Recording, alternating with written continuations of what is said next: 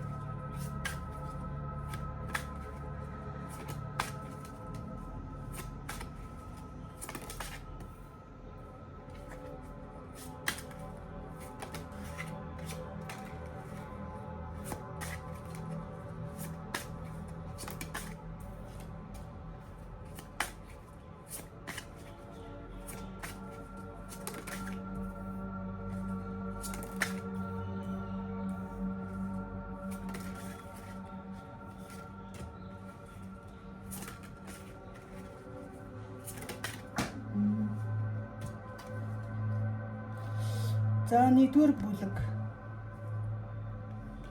Жирнэл ягаан өнгөтэй үзрийг сонгосон хүмүүсийн хувьд хосын харилцаа цаашдаа ямар байх вэ гэдэг дээр ер нь жоохон хэцүү зүйл гарч ирж байна. За яагаад хэцүү зүйл гарч ирж байна гэхээр хэрвээ найз залуутай ч юм уу, нөхөртэй ч юм уу, эхнэртэй ч юм уу ямар ч байсан хос хүн дээр үзэж байгаа тийм.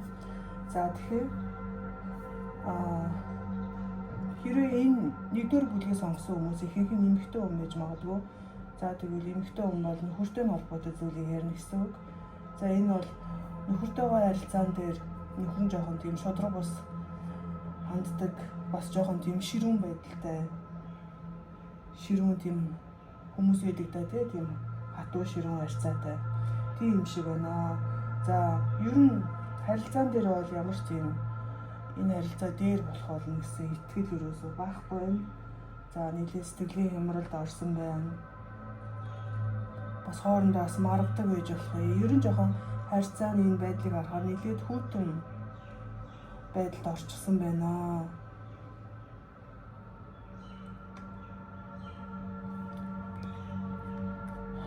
За би тэгэхээр нэмэлт нэг хүзэр гаргаж яах ёстой юм бэ гэдэг дээр зөвлөгөө авъя.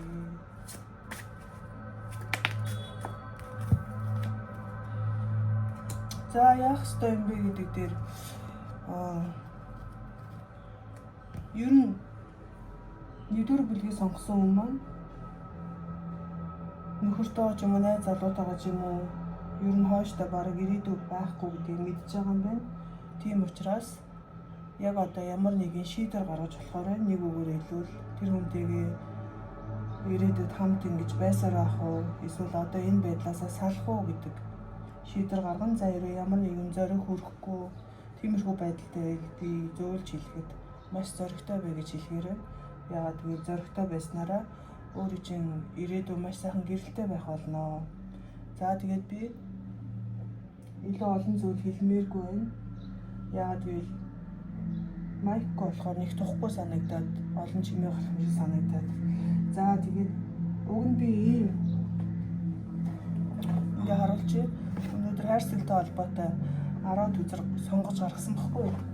Гэхдээ яг эднийг дараа нь өөр үйлчлэгэн дээр ашиглаж болохын жишээлбэл хайртай хүн чинь чиний талаар юу гэж боддог вэ гэх юм уу те?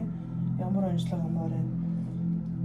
Өөрийнхөө санал хүсэлтийг хэлж болно. За ерөнхийдөө бол маш товч өгөө тодорхой ийм байна. За тэгээд нэгдүгээр бүлгийн дам баярлаа.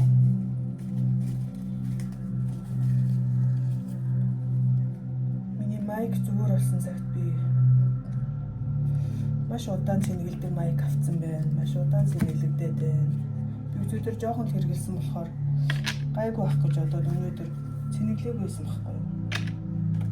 За тэгээд ер нь энэ хосын харилцааг үзүүлж байгаа хүмүүс тэгээд намайг тэгж хэлсэн болохоор миний үгээр байна гэж аахгүй тийм. Буруу шийдвэр бас гаргах үе. Тэгээд бүр яа шийдэхээ мэдэхгүй бол тэгээд миний Instagram аягийг олж байгаа товёроо үзүүлбэл бүр илүү үр дүнтэй шээ сая. Би энэ видеоныхон доор товёроо үзүүлэх Instagram аягаа явуулж надруу найзын хүсэл явуулаа, чат явуулаа, товёроо үздэг үйлчилгээг надаас авч олно. Би ер нь товёроо маш олон хүмүүсийг үздэг болохоор маш завгүй байдаг. Тийм болохоор би YouTube дээр видео оруулах чадахгүй байсан юм аа. За ингээд нэгдүгээр бүлгийн хүмүүстэй маш олон зүйл ярьчихсан. За одоо хоёрдугаар бүлгийн хосын харилцаа цаашдаа ямар авах вэ? Хоёрдугаар бүлэг.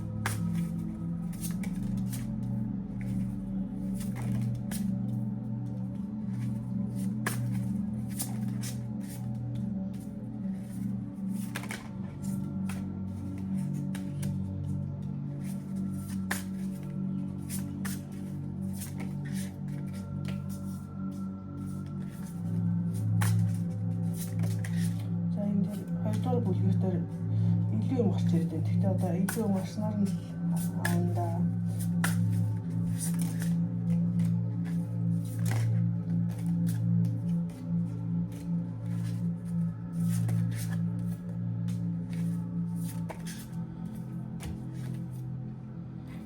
За хоёрдугаар бүлгийн хүмүүс минь ээ.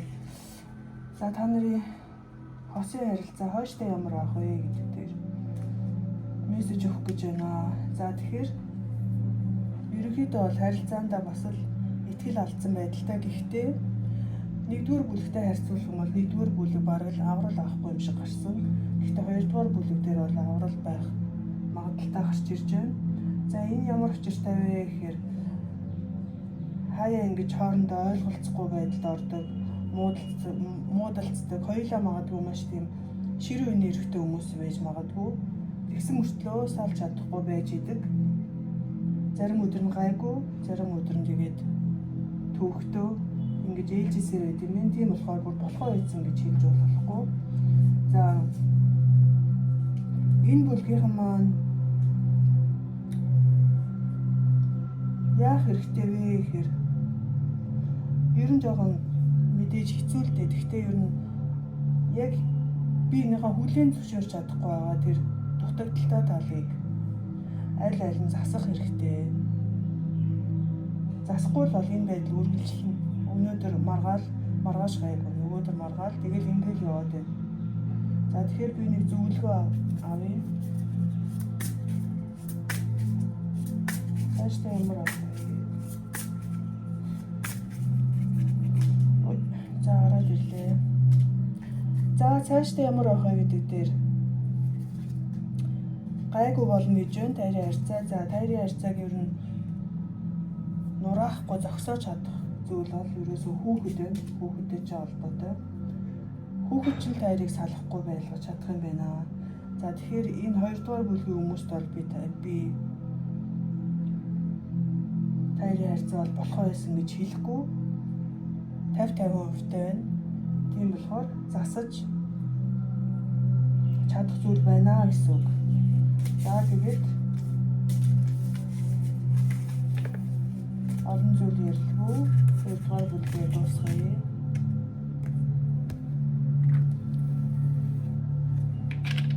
За 3-р бүлгээ.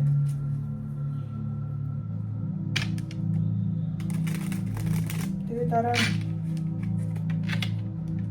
нөхрийнхөө сэтгэлээс сүнснээс ч юм уу тийм ямар зүйлийг сонсомоор байна, тэрийг асуулт гаргаж болно. Ямар мессеж амаар байна, тэрийг чинь би үлээж аваад оруулаад байх болно. За 3-р бүлгийн хосын харилцаа очтой ямар ах вэ?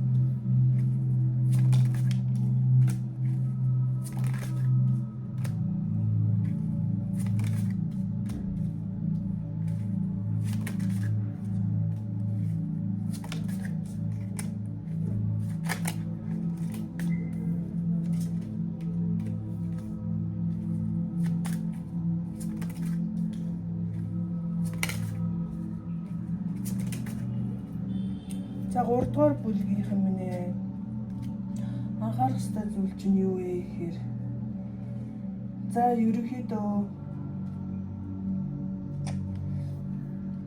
бас л хувийн асуудал нь жоохон төвөгтэй хооштой харилцаа нь бас л жоохон хэцүү харагдаж байна. За 3-р бүлгийнхэн минь ялгаатай тал нь юу вэ гэхээр гадны нөлөө байгаа тийм. Гадны нөлөө гэдэг нь ямар учиртай вэ гэхээр таярыг салах гэсэн хүмүүс эргэн тойрончин байна. Магадгүй таяр татаархдаг. Эсвэл өөр чинь татаархдаг, чамд татаархдаг хүн байж болох тийм. Ямар ч байсан тийм эмэгтэй хүмүүсийн энерги байгаад байна. За энэ бүлэг яагаад ч юм ирээдүйд ямар нэгэн байдлаар салах магадлал маш өндөр харагдаж байна надад. Салж магадгүй. За салах гол шалтгаан гадны хүмүүсийн нөлөө байж магадгүй. Хичээсэн ч гэсэн нэг л болж өгөхгүй тийм байгаад байгаа юм байна. Ооштой. За тэгэхээр зөвлөгөө авъя 3-р бүлгийнхандаа.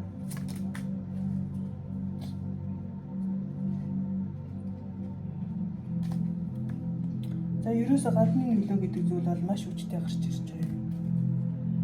За би энийг бүр ингэж харуулъя.